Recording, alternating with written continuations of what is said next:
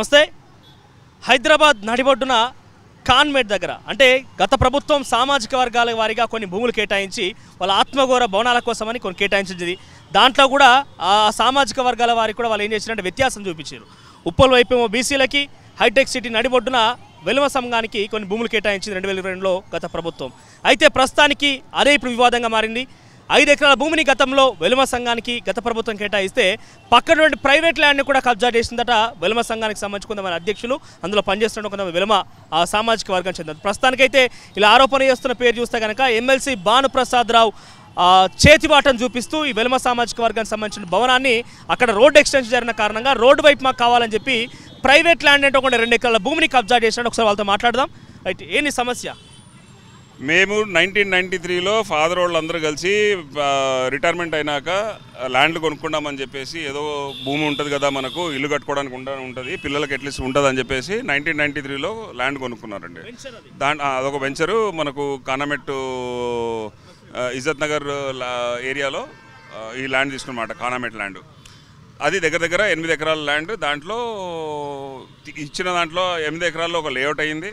ఆ లేఅవుట్ అయిన దాన్ని బట్టి 1993లో అందరికీ రిజిస్ట్రేషన్లు అయిపోయినాయి. అవును సార్, మేము ప్లాట్లు కొనుగోలు చేసాము. 93లో వెంచర్ అండి ఇది. 1993లో వెంచర్ అయింది. దాని ముందు డాక్యుమెంట్స్ కూడా చూసాం మేము. ఆ డాక్యుమెంట్స్లో కూడా క్లియర్గా మాకు ఏ ఇష్యూ లేకుండా ఉండింది. ఎందుకంటే అవి మ్యూటేషన్ అయిపోయింది.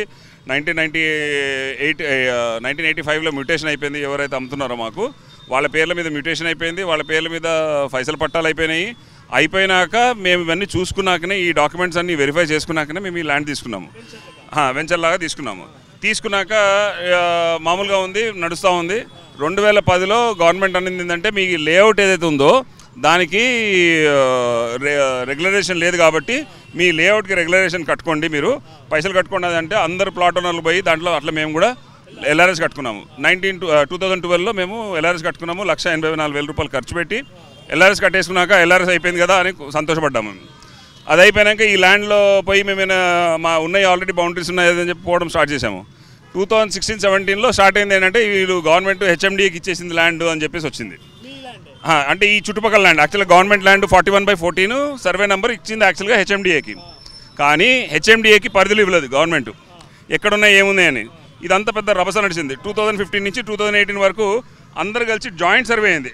మండల్ సర్వేయరు రంగారెడ్డి, ఇన్స్పెక్టర్ ఇది హెచ్ఎండిఏ, అట్లా జాయింట్ రిజిస్ట్రారు, జాయింట్ డైరెక్టర్లు అందరూ ప్లస్ ఆ పర్టికులర్ తహసీల్దార్ 41 నంబర్ని సర్వే చేసినప్పుడు, ఇప్పుడు మీరు ఇక్కడ చూసుకోవచ్చు ఈ లేఅవుట్ అంతా 41 నంబర్ సర్వే. దాంట్లో 1 2 3 4 5 6 41/14 వచ్చేసి గవర్నమెంట్ ల్యాండ్ కింద ఇచ్చేశారు.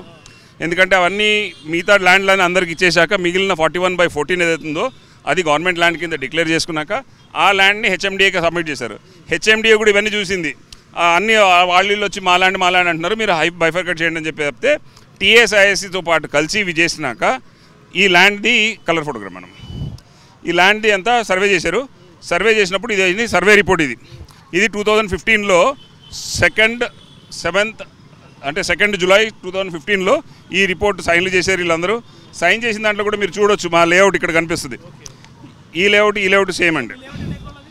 మీ లేఅవుట్ మొత్తం 8 ఎకరాలు ఉంటుంది. 8 ఎకరాల్లో ఆల్రెడీ 6 ఎకరాల వాళ్ళు ల్యాండ్లలో కట్టుకున్నారు, ఇల్లులు కట్టుకున్నారు. ఈ 2 ఎకరాల బిట్ మాత్రం మాది. అంటే మా 32 ప్లాట్ ఓనర్స్ ఉన్నాం మేము. ఆ 32 ప్లాట్ ఓనర్స్ ఉన్నారు కదా అని చెప్పేసి అనుకున్నాము. ఇది గవర్నమెంట్ రెడ్ లైన్ తోటి ఇచ్చేసి 41/14లో ఈ రెడ్లో ఉన్న అన్ని టీఎస్ఐసి 41/14 అని చెప్పేసి సెగ్రిగేట్ చేశారు. సెగ్రిగేట్ చేసినాక ప్లాట్ నెంబర్ 1 2 3 4 అని ఇచ్చి యశోదాకో లేకుంటే వాళ్ళకి వీళ్ళకి అందరికీ ఆప్షన్లు అమ్మేశారు. అమ్మిన దాంట్లో కొన్ని వెలమోలకి ఇచ్చారు. వెలమోలకి ఇచ్చింది 5.18 ఎకరాస్ అని. ఇది నాకు తెలిసి 2019-20లో ఇవన్నీ డిస్కషన్స్ అయినాయి సార్.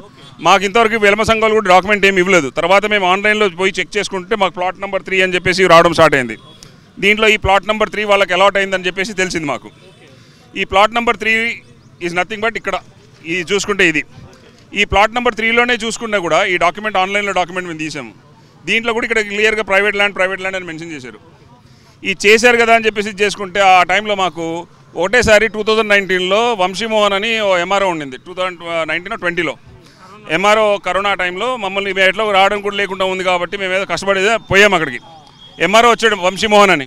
వచ్చి బుల్డోజర్లు నడుపుతున్నారు. సరే ఏంటి సార్ మా ల్యాండ్లో మీరు ఎట్ట బుల్డోజర్ నడుపుతారంటే లేదు మీ ల్యాండ్ గురించి కాదు, వెనకాల ఇచ్చిన ల్యాండ్ వెలమోలకు ఇచ్చారు, దాంట్లో ఇచ్చేస్తున్నాం, మీకు ఏం ప్రాబ్లం లేదా అని చెప్పి స్టార్టింగ్ చెప్పాడు. మళ్ళీ ఇంకో వారం తర్వాత ఆ వారం రోజులు వీళ్ళు రెగ్యులర్గా తిరుగుతూ ఉన్నారు, వెలమ సంఘాలు తిరుగుతూ ఉన్నారు, ఎంఆర్ఓ ఆఫీసర్లు తిరుగుతూ ఉన్నారు, పోలీస్ గస్తీతో పాటు. తర్వాత వాళ్ళకి అనిపించింది ఏంటంటే ఇక్కడ రోడ్ వైండింగ్లో మేము మా 30 ఫీట్ ల్యాండ్ కూడా ఇచ్చాం.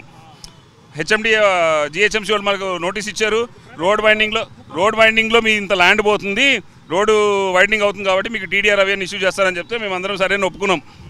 25 ఫీట్లు లోపల జరిగింది కానీ పర్లేదు మేము ఇస్తామని చెప్పేసి ఒప్పుకున్నాము.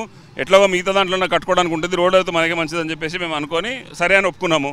సగం మందికి టీడీఆర్ ఇచ్చారు, ఇంకో సగం మందికి ఆగిపోయినాయి. ఏంద్రా ఆగిపోయిందని చెప్పి చూస్తే ఈ కేసీఆర్ గవర్నమెంట్ ఏం చేసిందంటే ఇవన్నీ ల్యాండ్లు ఇవన్నీ కాదు, వీళ్ళకి ఇచ్చింది ఇది కూడా ల్యాండ్ కొంచెం బాగా కనిపిస్తుంది, దీన్ని కూడా కబ్జా చేసుకుంటాము.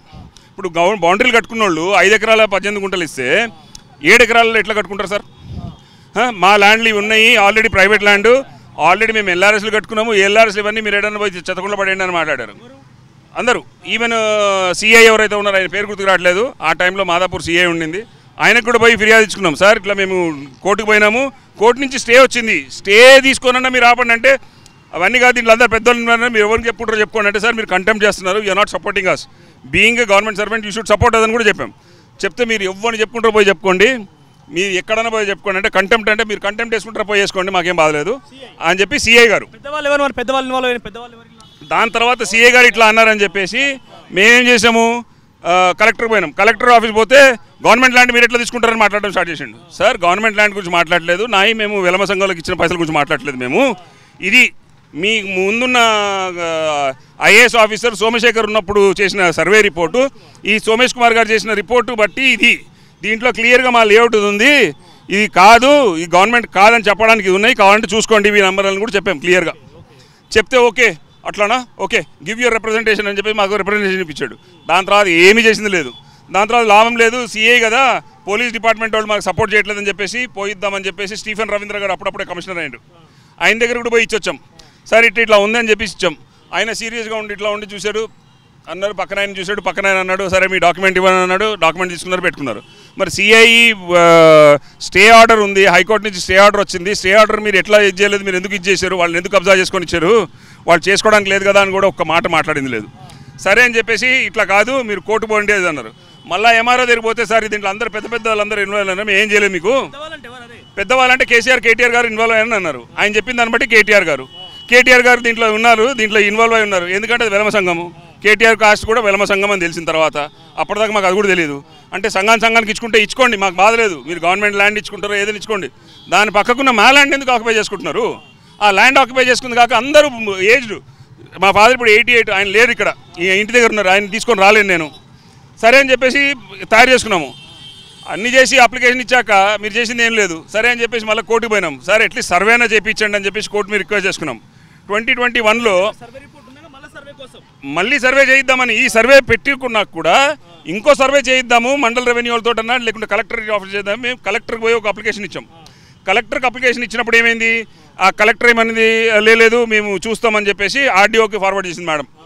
ఆర్డీఓకి ఫార్వర్డ్ చేసిన దాంట్లో క్లియర్గా మెన్షన్ చేసింది ఏంటంటే మీరు ఈ పర్టికులర్ టైంలో సర్వే చేయండి, ఎందుకంటే కోర్టు నుంచి వచ్చిన ఆర్డర్ అది 6 వీక్స్ లోపల సబ్మిట్ చేయాలని అన్నారు. 2021 నుంచి ఏం అవ్వట్లేదు. మేము రోజు పోవడం, ఆర్డీఓ ఆఫీస్ పోవడము, అక్కడ డిప్యూటీ ఇన్స్పెక్టర్ వెంకటేష్ అని ఒక ఆయన ఉండింది, ఆయనకు పోయి రిక్వెస్ట్ చేశాము, చేస్తాను సార్ కొంచెం ఆ టైం ఉంది ఈ టైం. ఫైనల్గా ఏమైందంటే అంతా అయిపోయినాక సరే చేద్దామని చెప్పేసి ఆయన నోటీస్ కూడా ఇచ్చాడు. ఈ ఫైల్ ఇది కాదు ఇంకోటి సర్వే వచ్చి కూడా 1 ఇయర్ అవుతుంది సార్. మార్చి 2, 2023లో సర్వే చేశారు. ఇప్పుడు మార్చి వస్తే వాళ్ళు సర్వే చేసి కూడా 1 ఇయర్. ఆ సర్వే రిపోర్ట్ కూడా second survey report court collectorate order వచ్చినాక చేసిన సర్వే కూడా కోర్టుకు సబ్మిట్ చేయకుండా ఆపేశారండి. ఆయన వచ్చారు సర్వే గారు, ఈ రోజు నాడు సర్వే చేస్తామని చెప్పేసి 2/3/2023 నాడు మాకు ఇచ్చారు. ఈ సెకండ్ సర్వే కూడా డిజిటల్ సర్వే అయింది. ఆయన వచ్చినప్పుడు హెచ్ఎండి వాళ్ళు ఎవరు రాలేదు, రెవెన్యూ వాళ్ళు ఎవరు రాలేదు, only collector office RDO office నుంచి వచ్చిన ఒక సర్వేయర్తో పాటు ఆయన ఏం చేశాడంటే అన్ని డిజిటల్గా చూపిస్తే మేము ఆయనకు చూపించాం, ఇది వాళ్ళకి ల్యాండ్ ఇచ్చింది, ఇది సార్ ఇది ల్యాండ్, ఇది ల్యాండ్, ఇది అన్నీ సర్వే చేశారు. కానీ ఇంతవరకు దీని రిపోర్ట్ ఇవ్వలేదు మాకు. ఎందుకు ఇవ్వట్లేదంటే ఇస్తాం సార్ అంటున్నారు కానీ ఇవ్వలేదు. అయిపోయింది, ఆ గవర్నమెంట్ పోయింది, ఇంకో గవర్నమెంట్ వచ్చిందని అనుకున్నాం మేము. సరే ఏదో ఒకటి చేద్దామని చెప్పేసి ఇంకా లాభం లేదు, ఇంకొక ఆశ మాకు ఉండింది. ఎందుకంటే ఆశ ఎట్లా ఇచ్చిపెట్టుకునేది లేదు, అందరు పైసలు పెట్టి ఖర్చు పెట్టి ఇచ్చేసుకున్నారు. మా ఫాదర్ని తీసుకొని వద్దాం అనుకున్నాను, ఈజ్ 88, ఆయన ఊరికే ఏడుస్తూనే ఉంటాడు రోజు ఇదే, అంత పైసలు తీసుకుపోయి అక్కడ పెట్టాంరా, పెట్టినప్పుడు మాకేం రాలేదు. ఈ గవర్నమెంట్కి మనం వేసినాం ఈసారి ఓటు, ఈ గవర్నమెంట్ అన్న మనకు ఏదైనా న్యాయం చేయకుండా. ఇంత అన్యాయం జరుగుతుందని గతంలో ఎవరి దగ్గర ప్రయత్నం చేశారా? లోకల్ ఎమ్మెల్యే కానీ, ముఖ్యమంత్రి కానీ, మంత్రిని కానీ ఎవ్వరు మాకు సపోర్ట్ ఇవ్వలేదు సార్, ఎవరిని కలవనివ్వలేదు సార్ మమ్మల్ని, అసలు ఎవరిని కలవనివ్వలేదు సార్ మమ్మల్ని. తర్వాత గేట్ నుంచి లేదు, ఈ ల్యాండా శరలింగంపల్లి ల్యాండా, ఓకే దీని గురించి మాట్లాడము. వెల్మ సంఘం అంటే వాళ్ళకి నోటెడ్ అండి, ఇక మమ్మల్ని చూడొద్దు, మమ్మల్ని ఎవరితో కలిపియొద్దు, మా నోరు బయటికి రావద్దు. వెల్మ సంఘము అంటే మమ్మల్ని నొక్కి పడేయాలి. మేము మా ప్లాట్ల దగ్గరికి పోతే ఒక వ్యాను, 2 కానిస్టేబుల్ 24 గంటలు కాపలా. ఇవి ఏంది మా బౌండరీ అంటే స్లాబ్ వేసి పెట్టారు, మా అన్ని మొత్తం ధ్వంసం చేసారు, 20 బుల్డోజర్లు వేసుకొని చేసారు. ఏంటంటే తెలంగాణ ఇప్పుడేమో టీఆర్ఎస్ గవర్నమెంట్ ఇదే నడిచింది అప్పుడు.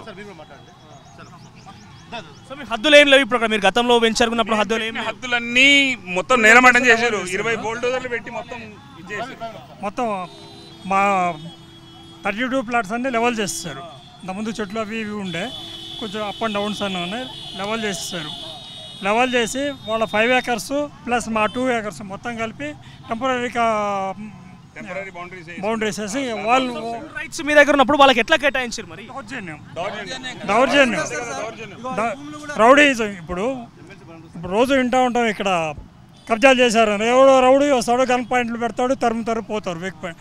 సేమ్ వే అదే జరిగింది, దౌర్జన్యం చేశారు. ఏదైనా ఏ ఆఫీషియల్ దగ్గరికి పోయినా మీరు కోర్టుకు పోండి, లేకపోతే ఇంకెక్కడికో పోయింది. కోర్టు నుంచి స్టే తీసుకొచ్చుకున్నా కానీ ఎవరు పట్టించుకోరు. కోర్టు స్టేకి కూడా వాల్యూ లేకుండా అయిపోయింది గవర్నమెంట్. ఏంటంటే తెలంగాణ గవర్నమెంట్ ఉంది కాబట్టి వాడు కోర్టులో కూడా ఏం చేయరని మాట్లాడతారు. మరి కోర్టుల మీద ఉంది నమ్మకం అని చెప్పేసి కోర్టులో అట్లీస్ట్ ఇది వచ్చింది మాకు ఆర్డరు, సర్వే అయినా చేయించండి అని చెప్పేసి మేము పోయి కలెక్టర్ ఆఫీస్లో పెడితే అప్పుడు ఫైనల్గా సర్వే చేయిస్తామని చెప్పేసి వాళ్ళు ఒప్పుకున్నారు. ఒప్పుకొని పోనీ 2023 మార్చిలో చేశారు సర్వే చేసినాక రిపోర్ట్ ఇవ్వండి అబ్బా, మీరు ఎందుకు సబ్మిట్ చేయట్లేదు కోర్టుకి, అది చేయనంటారు. ఎందుకు చేయాలంటే ఏం చేయలేము సార్, ఇప్పుడు గవర్నమెంట్ మారుతుంది కదా ఇదని మాట్లాడుతున్నారు. ఏం మాట్లాడినా ఇదే ప్రాబ్లం. ఇప్పుడు ఏం డిమాండ్ చేస్తున్నారు? ఇప్పుడు మేము ఏం చేస్తున్నామంటే ఇప్పుడు అప్లికేషన్లో డీటెయిల్స్ అన్ని ఇచ్చి చేద్దామని అనుకుంటున్నాము.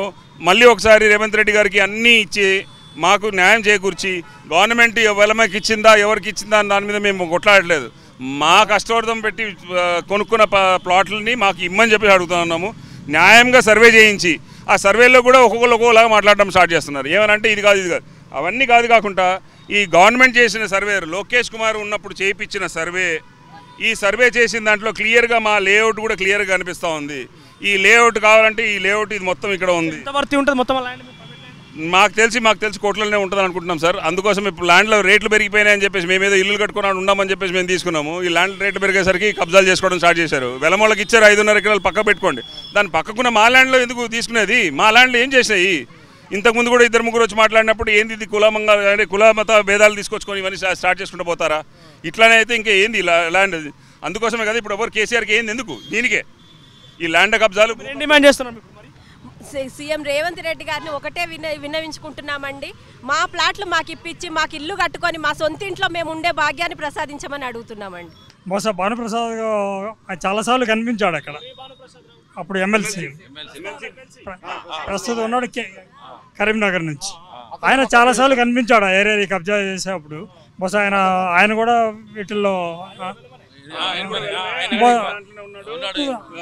బహుశా అప్పుడు ఈ అసోసియేషన్కి ఏదైనా కీ మెంబరో డైరెక్టర్ ఏదో సంథింగ్ అయ్యి ఉండొచ్చు, అజంప్షన్ అది మొత్తాన్ని ఉండొచ్చు. అందుకే ఆయన చేశారు. వాళ్ళ ఆధ్వర్యంలో మొత్తం జరిగింది, దౌర్జన్యం జరిగింది.